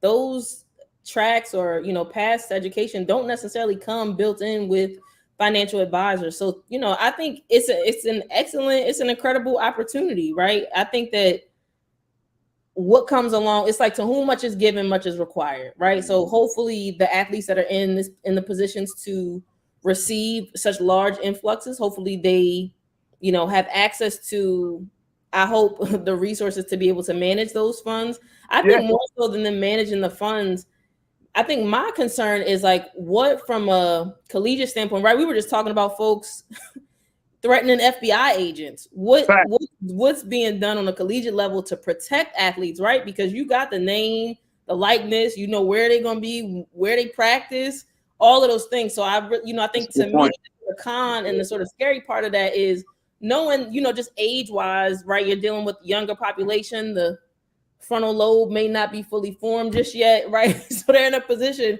to really be taken advantage of and to experience, I think, maybe some predatory offers and folks that, you know, kind of see the position that they're in. So I think the financial protection is one, and just overall, just, you know, my concern is like, do they have the infrastructure in place to just really protect their identity, you know? Right. And it's easy, like when you hear that one person is making millions, it's easy to assume that everybody's deal is like that, right? Like you see that on the side of the FedEx trucks, like we don't carry cash, right? Because we want everybody to know that just because one person is balling like that, we're not all balling like that. So, you know, what protection is going to be put in place to, you know, to bar folks from being able to solicit them or just even, you know, gain access to them on a physical level? Absolutely. And I want to go to a comment that Davey made, but Davey flowed. I see you, bro. Davey, you said every time we talking about paying Black people, we got to talk about financial literacy. It's not necessary. Hey, Farajii, can I throw something to you real quick? Go ahead, Scott. What's the difference between an NFL player who gets in a league and goes broke in 3 years and a college player who does 4 years and gets $2 million? What's the difference? You know, like, to me, they both need financial literacy. That's the whole point. That's what I was going to say, bro. Like this is not just about Black people getting paid. This is about young people. Young people. And unless you come from a household with financial literacy, your understanding and relationship with money is a healthy relationship. Then why shouldn't you learn how to manage money? Because guess what? A lot of people ain't touching millions of dollars a year, man. Especially I know I ain't touched $2-3 million at 21, 19 years old. Shit, man, what are you talking about? I need some help, bro. Set some boundaries. I need some help. Right. It's not just about, it's just Black people. Because guess what? One of the great sciences that we have not been taught as a people as a result of our experience in the transatlantic slave trade is the science of money. Yeah. You know, we have lost that, right? And in this capitalistic system, man, if you were given $3 million and you blow that, like you said, Scotty, in 2 years, 3 million in 2-3 years, you get 3 million as a sophomore in college. By the time you become a senior, that shit gone. You don't think that happens? Grown men do that. They get in a league and they blow it. And we talking about 3 times more, 10 million, 30 million. You know, it doesn't, it's the mindset. It's a mindset. And that's all I'm saying. Like, we all can benefit from being taught how to, and I had a financial planner on yesterday. He said that a lot of money management starts with how you think. What is your relationship?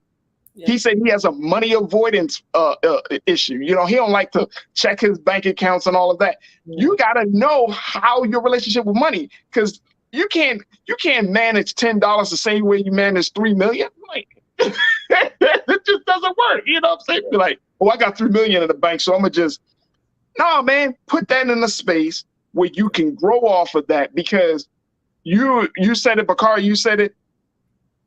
That situation of you being able to play football, it may not go beyond the college years.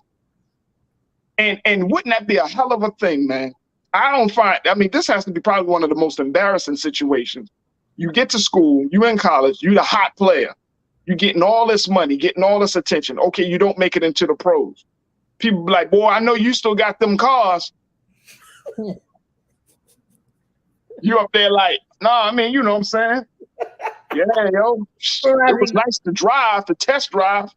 Hey, hit him with that 50 Cent. He was like, what 50 Cent say? He said, dang, homie, in high school, you was the man. Like, hey, you gotta hit him with that. You were the big dog on campus. Yeah, you was that guy. You know what I'm saying? You were the big guy on campus. You get off the campus, you graduate. You know how people are. They still expect you to still thrive. You be like, yo, so I know you got money, boy. You be like, yo, you going out tonight? I know we going back on the boat like you did back in a year ago. You're like, nah, bro, I'm not going on the boat tonight, man. I gotta check it in the savings. Matter of fact, can I keep it a buck with you, bro? I had to rent the boat. I had to sell the boat because I can't live on a boat, bro. I had to. Come on, man. We gotta have some financial literacy. All right, let's get one more piece, and let's get a couple more responses in. A golf Twitler, you said the schools should definitely be transparent about the money they are making from sports, and they need to use that funding to better the ability they possess to give people an education. What are the and as far as you know, Scotty, what are the accountability measures that the school is going to put in place to ensure some level of accountability and transparency during this new ruling? Have you heard anything about it? Schools can't be a part of NIL deals. So they can all they can do is on the back end say, hey, we're going to help you manage it, but they can't directly be a part of the deal. That's against the rules. So, because then you will have coaches, you know, saying, hey, I can get you this deal, and hey, I can get you that deal. And now you start flirting paying for players. See, that's the difference. A lot of people are like, oh, they're paying for, the player is getting money off their likeness. But when you start adding coaches telling players, hey, I can get you $1 million here, I can get you 500,000 here, that falls in the line of paying for players. So schools can have direct contact when it comes for NIL deals. Absolutely. That's a great point. I'm glad that you brought that up. And golf, thank you so much for bringing that point up. Young Seek, you've been checking in lately, Young Seek, so I appreciate this. You said to keep the team dynamic, you pay them all the same based off of profit. Let the meritocracy begin in the pros. I'm waiting on your response, Scotty.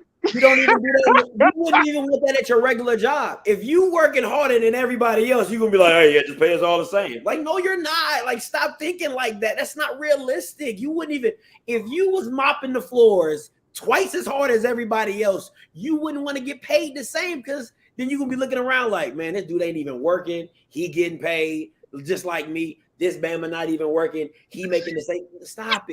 Stop it. Like, you gotta impart yourself, like put your life in it. Like, if you was at your job tomorrow and everybody got paid the same, and you a director and you manage 20 people over somebody who delivers the mail, stop it. Come on, man. What are you doing? Now I gotta push back though. So go ahead. You know how I feel about cooperative economics. So there's a part, I do understand, I think, the point that they're making in terms of that, but I think with sports, it's different just because of, it's just not the same, right? I've worked in kitchens, I've had so many jobs, and I've been in environments where we are all, we're pooling tips or whatever the case may be. And you do create the dynamic that Scotty mentioned, right? When you have one person that's slacking or one person that's not necessarily carrying the same level of weight. But I think the pro to that is we all have bad days, right? So it's better that one person is insulated to have a bad day and still walk away with something, as opposed to you had a bad day and now you have absolutely nothing on this particular day, right? So, when we talk about it's nowhere near the same as like mutual aid, right? But it's that similar type of context where we're going to be able to take care of one another. I think it would be interesting to see what that looks like from a team standpoint and to see like how that would actually play out. I think that because we're in a capitalist country, though, it will stay in an experimental and an idea for people to ponder. But I don't think anybody's willing to physically, and especially in football, so violently put their bodies and their brains on the line. I don't necessarily think that everyone is willing to necessarily take that same risk, especially when you just look the risk alone of sustaining a brain injury. I'm sure, Scotty, you probably could speak to what level of risk you take in terms of getting a brain injury based on the position that you play. And just based on the position alone, you will be able to sort of suss out or not suss out, but to determine the difference in how much each person's, sort of breakdown or cut would be of what they're getting off of that collective pot. But it's interesting. Like, I don't mind the baseline, but to only stop it there, like everybody, like I don't mind everybody getting, okay, if everybody getting 15K, that's the baseline for everybody, cool. But don't penalize somebody who's outperforming everybody to he only get 15K to now the person who's on the bench, he's still getting 15K. That doesn't make sense to me. That's what I'm saying. So I agree with you on the cooperative economics that everybody, like you said, bad day, I'm hurt, I'm injured, I'm still getting my 15K. But when I come back in the game and I outperform, let me get my worth for what I performed to. Absolutely. Absolutely. Folks, we're going to have to stop the conversation right there. But Scotty, I truly appreciate you, brother, for sharing your insight and expertise on this. And we'll certainly do our due diligence to bring you back on to talk about more issues related to the sports world. But thank you so much, brother. How can folks check out your podcast and stay in tune with the work you're doing?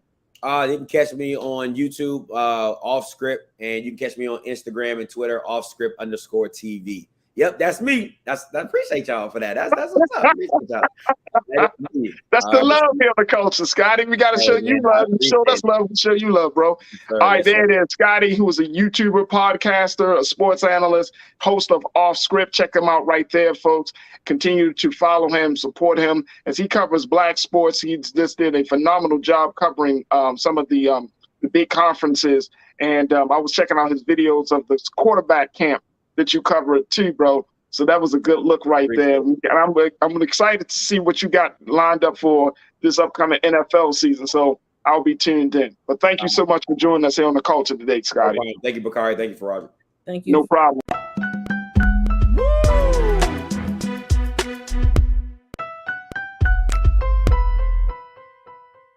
When we invest in ourselves, we all shine. Together, we are Black beyond measure. Can you believe the nerve of these Republicans? They only want to block progress for our community. They talk about cutting Medicare and Social Security. They played politics with veterans' health care. They voted against the George Floyd Justice and Policing Act and funding for our HBCUs, and against lowering prescription drug costs for our seniors. These Republicans keep trying hard to stand in the way, but President Biden, Vice President Harris, and Democrats won't let them. They are delivering for us. The Democratic National Committee is responsible for the content of this advertising. When we invest in ourselves, our glow, our vision, our vibe, we all shine. Together, we are Black beyond measure. When you talk about blackness and what happens in Black culture, we're about covering these things that matter to us, speaking to our issues and concerns. This is a genuine people-powered movement. There's a lot of stuff that we're not getting. You get it, and you spread the word. We wish to plead our own cause. Too long have others spoken for us. We cannot tell our own story if we can't pay for it. This is about covering us. Invest in Black-owned media. Your dollars matter. We don't have to keep asking them to cover our stuff. So please support us in what we do, folks. We want to hit 2,000 people, $50 this month, raise $100,000. We're behind 100,000, so we want to hit that. Y'all money makes this possible. Check some money orders. Go to P.O. Box 57196, Washington, D.C. 20037-0196. The Cash App is $RM Unfiltered. PayPal is R Martin Unfiltered. Venmo is RM Unfiltered. Zelle is Roland@RolandSMartin.com.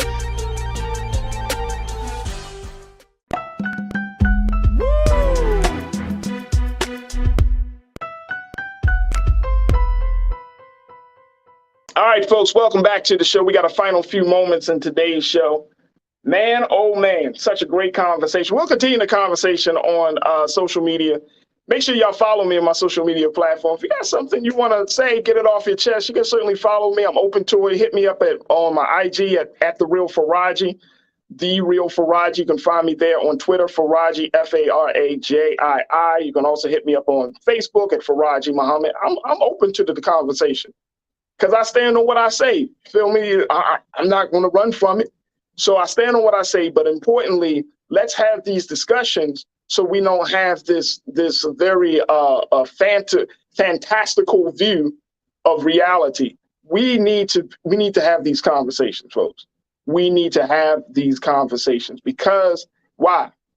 The future of Black people, the future of Black America depends upon it. The future. So if you want to join me in those discussions, let's have it. Again, you can see all my social media. Keenan, please put my social media up there on the lower third on that banner there, brother. And let's continue to have the conversation about this. And of course, we'll continue to have the discussions about this because this came out of David Banner's view, and I'm sure he's still getting some pushback on that. I don't agree with his view, but that's his opinion, and that's all good. But we will certainly continue to have the conversation about the value, the importance of HBCUs. All right, I wanted to end the show on a different note. And I want to bring back Lise Winnie, who is the host of Millennials Anonymous, and Iman Heath, our culture crew. Lise, I know you had to jump off, but I'm so happy that you're back here. Big conversation that we had about HBCUs. I don't know if you want to comment on it. I kind of agree. I went to both. So I have a unique perspective, but I'm not gonna get into that right now because y'all already made them. They heated. So if you went to both, don't run from the smoke. I'm just saying. I'm giving you the final word. I want to give you the final word. We can move on, but I'll give you the final word. I agree with you. I don't think that we should Black should only go to HBCUs. I think that it depends on you want to go and where the culture is. I think that we need to have a bigger conversation about what is Blackness. Like when Iman said she was tall, people said you need to play basketball. I was saying in the comments, like, imagine being an awkward nerd, like not really fitting in, like you like history and, science, and went back when I was in school, that wasn't the cool thing to do. That's just not what you did. So I felt like I actually didn't fit in. I tried, but I didn't fit into what the culture should. I'm not going to say which school, but I just felt like I didn't fit in. So I think that we do need to be more inclusive with education, and it's really going to depend upon how and where. And the only way we can change some of these other institutions is by being in them. So I agree with inclusivity. Yeah, I'm on the same page. I definitely agree. All right, let's have another quick debate that has been sparking online. Now, I've been watching the progression of this next conversation that has stemmed from hip-hop producer, Mr. Super Producer, Mr. Dancing Your Videos himself, Diddy, who has put it out there that R&B is dead. He said this. Now, he clarified his statement about R&B. Check this out. Now, he initially said this, and we had to kind of do some editing on some of the language, so we didn't include certain things. But here's, Keenan, let's show what Diddy initially said. He said the R&B music, the R&B I made my babies to. R&B got to be judged to a certain thing. It's the feeling, though, doggy. No, it's a feeling. You got to be able to sing for R&B, and then you got to tell the truth. R&B is not a hustle. That shit is about feeling your vulnerability. He continued, you got to cry. You got to be able to get your girl back. I don't want to hear all this bullshit. It's our fault for accepting anything less for anybody getting on a mic. I feel like that there was a death of R&B singing, and I'm part of bringing that shit back. I ain't feeling no emotions.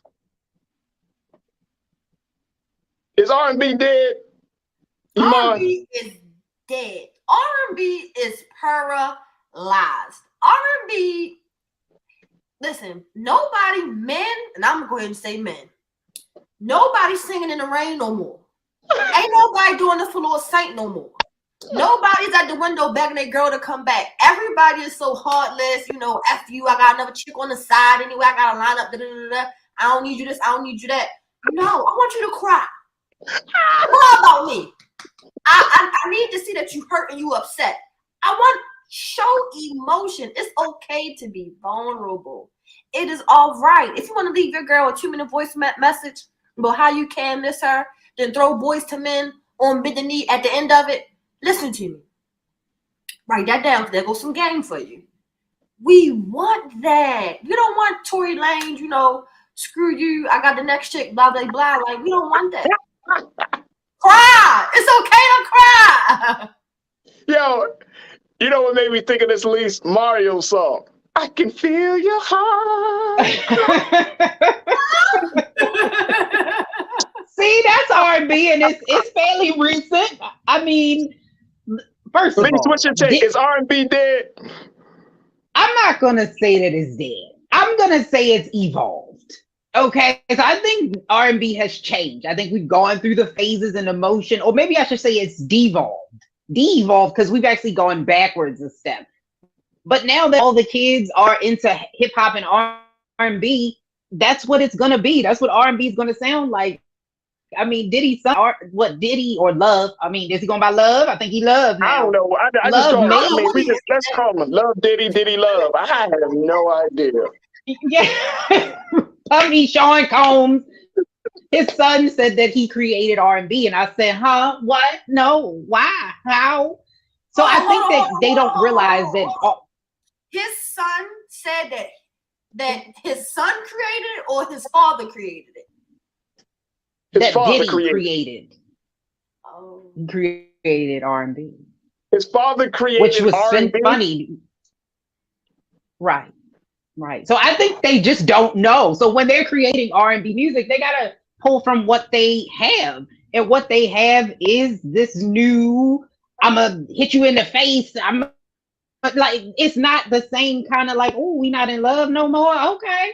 Like it's a whole nother genre of music, but I think it's just different. That's what I'm gonna say. All right, look, let me just tell you. Hey, look, we want to take a poll right now. We got a poll. If you go to our YouTube page right now, there's a poll that's up on there. We just asking, is R&B dead? We got people that's checking in. Let me know. We got about like 12 minutes before the end of the show. Let us know if R&B is dead. Here's what now. It's interesting because I was like, damn, we didn't really talk about this sooner, but I'm glad we didn't because two R&B titans came out to respond to this. Usher's came out. Let me just share with you what Usher had to say. Let's go to yes. Now, Usher is Mr. R&B. I think we all can agree that when Usher sings a song, he gonna sing that song, right? He gonna sing it. But Mr. R&B came out. You say he can try. I said he be crying. He be crying. Oh no. Yeah. Usher in the rain singing. He had a whole confession. We need confession. He all up in that jump. All right, so he said in a recent interview, he said, when I hear people say stuff like this, what happened to R&B or R&B is dead, it's not. You just don't understand the basis of it. He said, how can something come out 20 some odd years ago and all of a sudden have a resurgence in a way that people just want to talk about it, sing it, enjoy it? He said, R&B is timeless. It ain't going to go away. So when I do hear people even like Puff saying R&B is dead, he sounds nuts to me. It sounds crazy, you know, especially knowing he was a pioneer in understanding and beneficiary of it. The source that is R&B created the breath of life that was breathed into hip hop. It wouldn't be. There would be no hip hop if there were not R&B. So it's blasphemous to hear people say anything, especially hip hop cats, to say anything about R&B. Ouch! So hold on, let the church say amen. Bishop Raymond, we're not saying that R&B, sir. We're not saying R&B ain't starting. Tina, give her the full screen.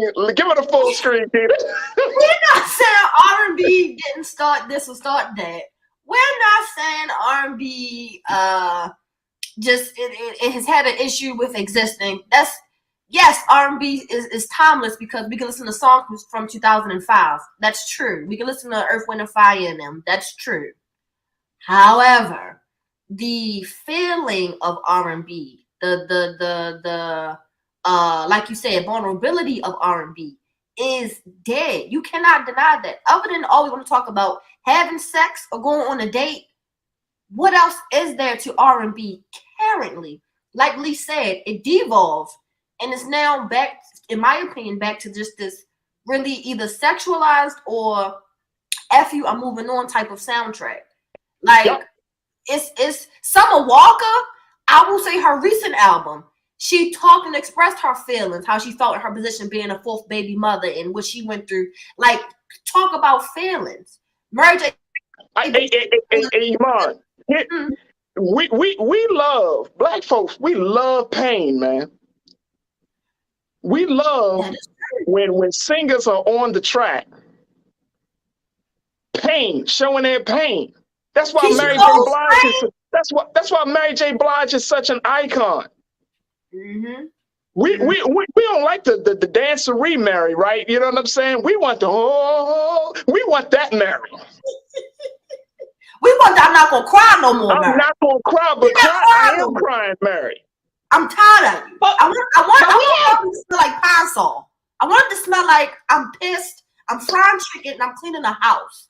It's not. But isn't that Jasmine? Jasmine Sullivan is that. Like, she gives you all of that. She is R, and that's why R&B is, to me, is not dead. It's just different. Like, those girls and guys are out there. We just don't give them the same airplay. They exist. They're Jasmine there. Sullivan. The women got it. The women got it. I think it's the men who. I would agree. I would agree. It ain't. There's no more nay who's. There ain't nobody nay who's. Hey, look. The women got it. We can name them right now, at least.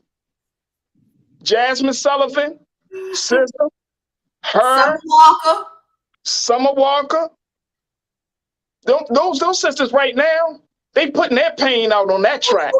The beautiful chocolate one. Ari Lennox. Oh yeah, my sister Ari Lennox. Ari Lennox. They putting their pain out there. But see, here's the thing about the sisters. The pain is, and this is why I think a lot of guys are pushing back, because the pain is F these dudes. Oh yeah. No, that's not true. Jasmine recently sung a song about how she messed up with the one she really wanted to be with. Come on, we're not all saying F you, we outside, whoop, whoop, whoop. That's not the case for women. All of us are upset and popping bottles. Some of us do cry in the bathroom. All right. Folks, continue to post your votes on the YouTube page. It's R&B and R&B Dead. All right, let's go to some of what our wonderful online culture crew members are saying. Quentin, you say R&B is dead because these mumble and gangster rappers killed it. Drake. What are you talking about? Did they? I wouldn't say they killed R&B. They probably gave a couple of punches to hip hop. Yeah. I don't know if they killed R&B though. But R&B, unfortunately, they birthed them. If without R&B, you don't have mumble rap. Right. Them. Well, check this out. Here's the question then. All right, speaking of R&B, mumble rap, trap soul, what is that? Bryson Tiller. You trapping and you sensitive. You sensitive while you trap. So that's Wait a minute, hold on. Let me bring my face closer to the camera to understand what the hell you're talking about. Say it again. So basically, you sensitive and you trap. So you slang, but you sensitive about it. Yeah. You're a sensitive thug. That's what women like. Women like sensitive thugs. Yes. Yep. Guess what? There's no such thing. I'm gonna be quiet on that part. They have feelings too, you know. They have feelings. Thugs need okay, Iman. Thugs need a hug. Okay, all right.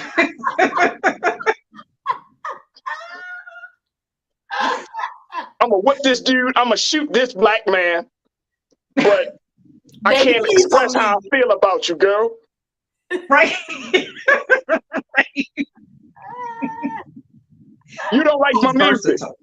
Hey, look, you don't like my music. You say R&B used to stand for rhythm and blues. Now it's this schmaltzy, whiny, overproduced garbage. Just my opinion. Nah, man. Like, if you're talking about schmaltzy whining, I'm thinking of Keith Sweat. Ouch. Keith Sweat. He would, man, he did some whining. He did whine. He created the whining. Like, y'all, nobody, like, he did that. You got Keith Sweat, Genuine. Genuine But Genuine these are like 30-year-old artists. You know, these artists from 30 years ago. Like from the 90s. The only one that I could think of as far as the man that came to my head was Gideon. I will say Gideon now. Yeah, oh yeah. His old Gideon got like a Paul Bunyan voice. You know what I'm saying? Just real deep. I mean, we're missing. I will say that we don't have a Lenny Williams of our day. We don't have a man that's gonna get on a record for 7, 8 minutes and cry. He cried for 8 minutes. No, wait. First thing. Y'all women are phony. Y'all, you know why y'all phony? Because you don't respect no man crying for 2 minutes. You talking about crying for 8 minutes. That's not true. Look, this is what y'all would say today. Man crying over for 8. Just give me one more chance. Yeah. You be like, come on, Negro. Come on, bro. Come on. He said he cried until television went off. You know what I'm saying? I didn't even know that was a thing. That's what he said. You No, don't know what my about hurt. first thing? You don't know my hurt. First you don't thing. want to be hurt. Hold on. You still got Chris Brown, who is always putting out a 60-song album.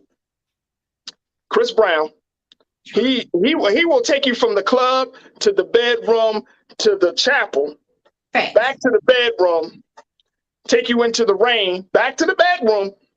I feel like he in the bedroom majority of the time. I'm over. I'm Chris Brown can take you there.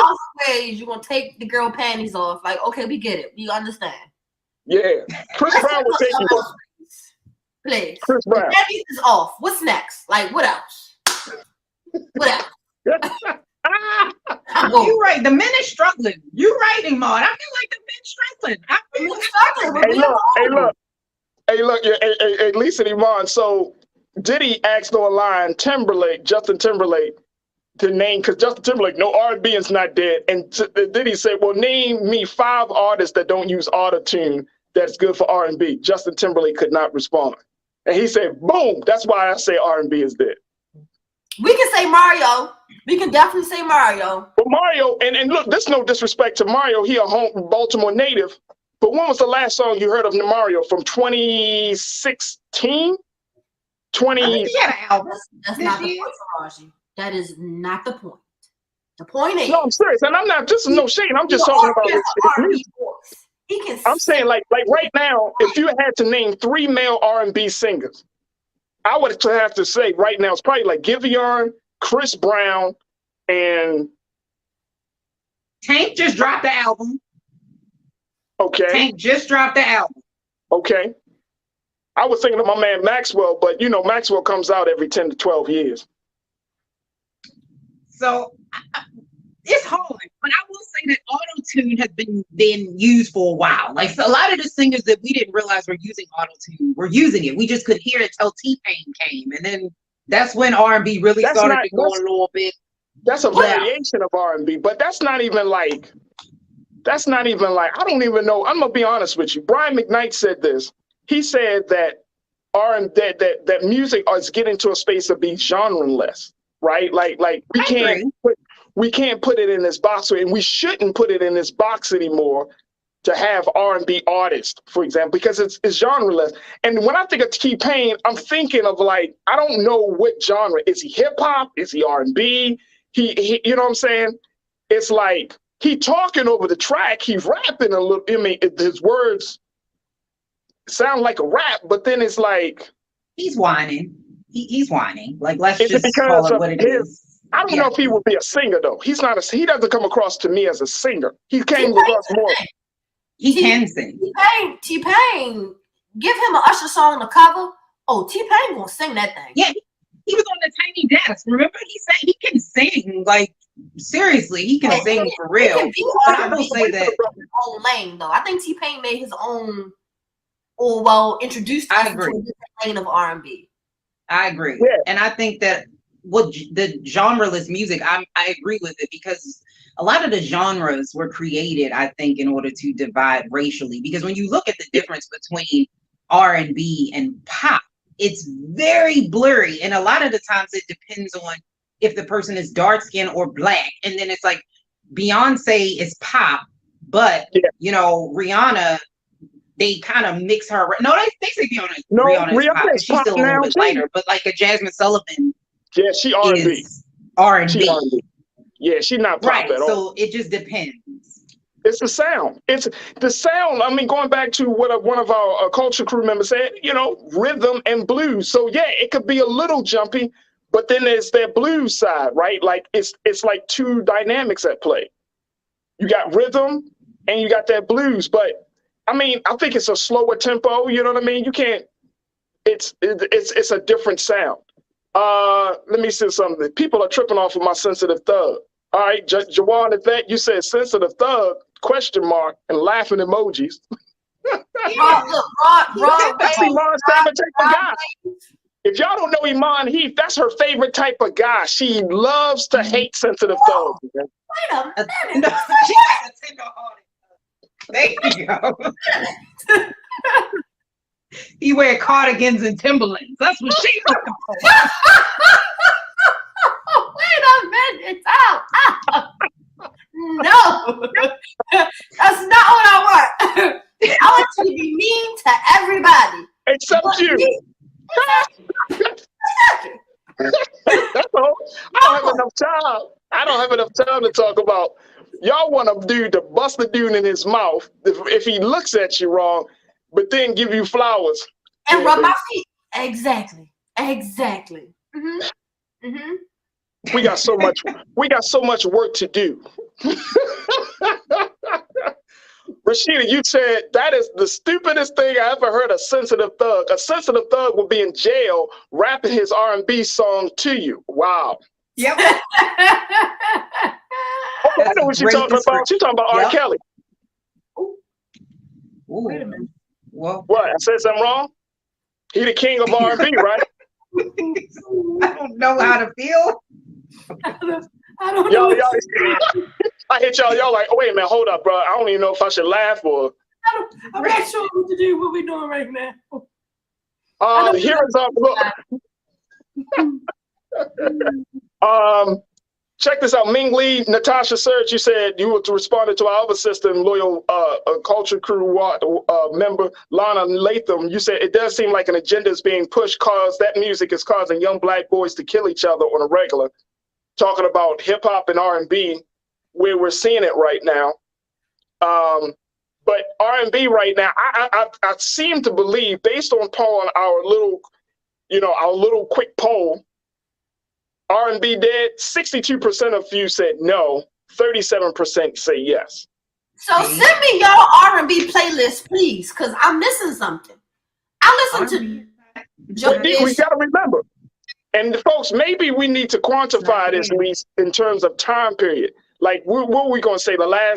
We can't talk about the last 30 years. That's too big of a gap. Okay. Too much. Yeah. So we can say the last, 10 years, the last 5 years? I'll say 5. Yeah, 5. I think 5 is good. Yeah. Woo, that's going to be a tough one. That's going to be a real tough one. I think we can do it. I think we can. I'm gonna make a playlist. I think we can do it. I think we can do it. A playlist with current R&B music. You know, male and female. Because I feel male like and I know female. more.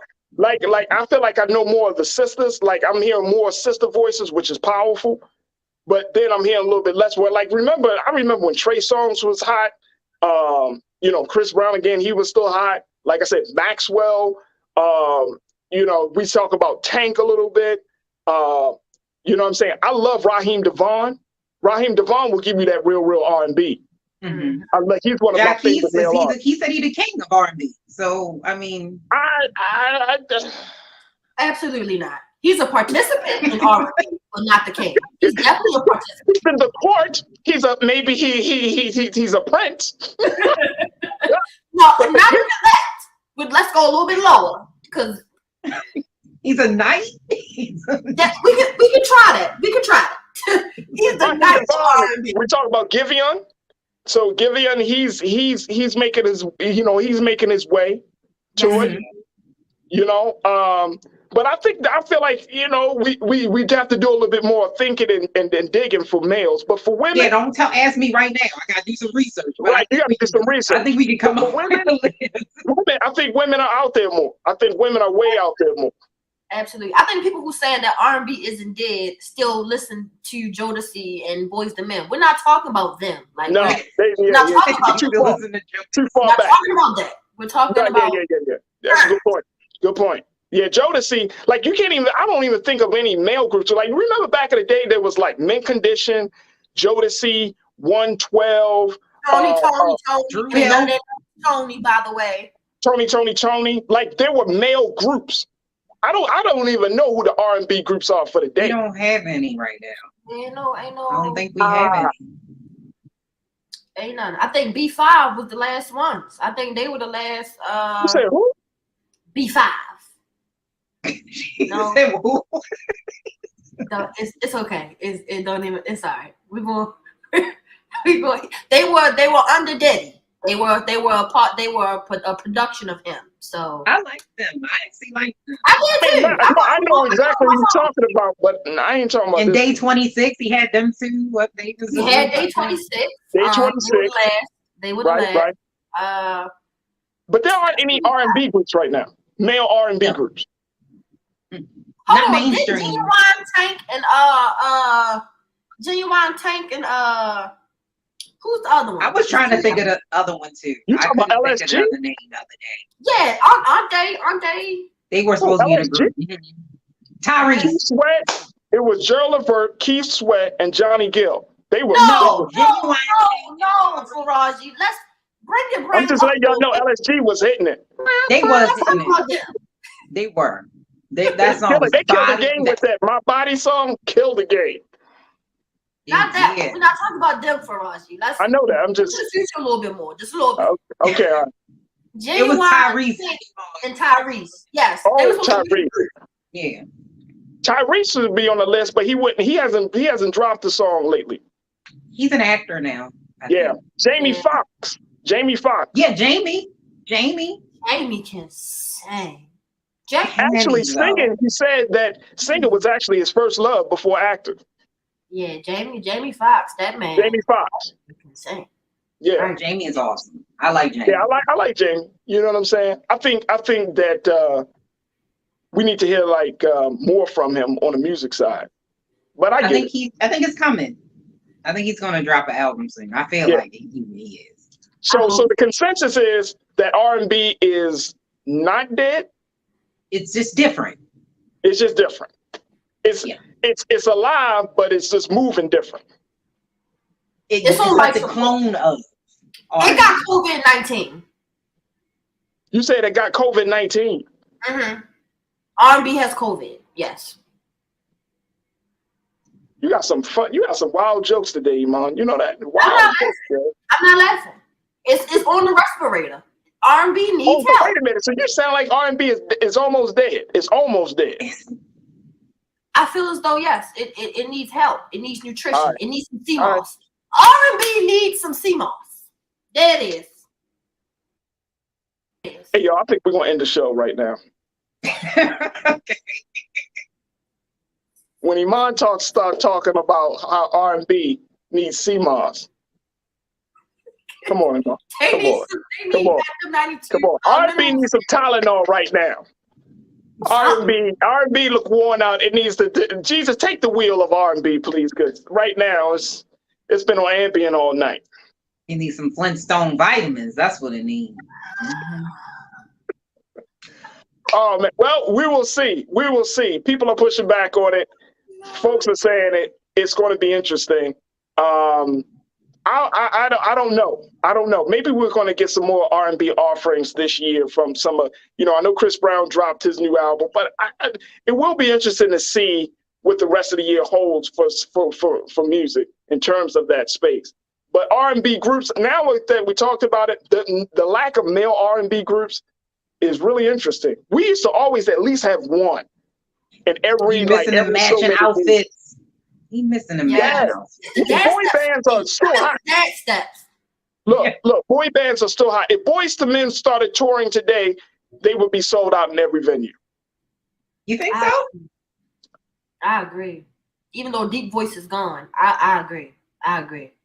People love Boyz II Men, man. We just had this love for them, man. They legitimately can sing, and they were so classy about it. You know what I mean? They weren't, you know, they weren't just like knocking boots type guys. They were just like slide in real easy. Like, no, baby, let me hear you. I'm admire this lingerie you got on. I'm admire this tag, but it is gonna come off rather than just take it all off. Let's get to it. Like I'm done. But they understood the science of mating. Mm-hmm. You got to work your way into the situation. You can't just go in there and like, yeah, shorty, I'm a lock. No. How you doing today? When they came on the track, be like, how you doing, baby? That's when you see the women side. I'm good though. I'm good. But that's not what girls say. They want what they want. All right, y'all. Let's end the show. You know when the dudes be like, girl, he looking at you, he gonna probably say something. The moment that a dude get a woman laughing, it's game is over. Be like, how you doing? How you doing, baby? How you doing, baby? I'm good. You know, can I get to know you a little bit better? You be like, oh, that's where you get that line. I mean, you've been running through my mind all day long, so I know your feet are tired.